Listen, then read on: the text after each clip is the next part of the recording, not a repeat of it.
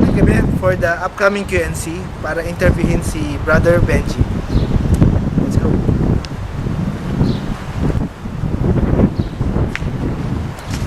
Brother Benji, Oy, kumusta bro?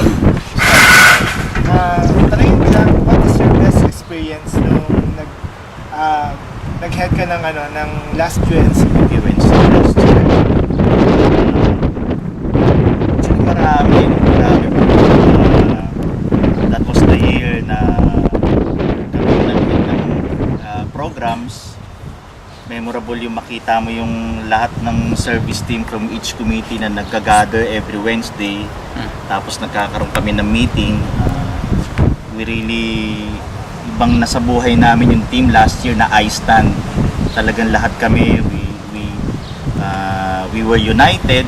Makikita mo bawat committee, isa yung vision, and that is to deliver the QNC 6 in the best way possible with regards to preparation. Nakita ko yung humility, yung humbleness ng bawat committee para talagang maayos namin yung stage, maayos namin yung mga script, maayos yung mga presentation ng music ministry. And finally, when the QNC was held last June 2 and 3 of last year, nakakataba ng puso pag nakita mo na natapos na maayos yung conference na yun. So, for me, yung QNC 6, yung I-Stand team na namin na yun, yun yung mga bagay-bagay na naging memorable sa amin ng partner ko year na yun na si Sister Faith. So, Brother, ano yung ina-expect mo naman ngayon sa upcoming na QNC? Tama, magandang tanong yan bro. Actually this year, when with regards to preparation, mas maiksi ngayon no?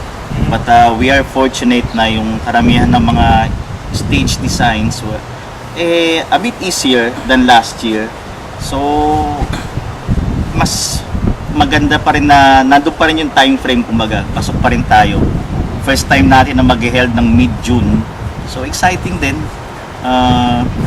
Maraming mga part ng service team na first time makasama, like kayo dito. So, na-expect ko na this conference will be a proclamation again of the greatness of God. So, yun na in-expect ko naman this conference.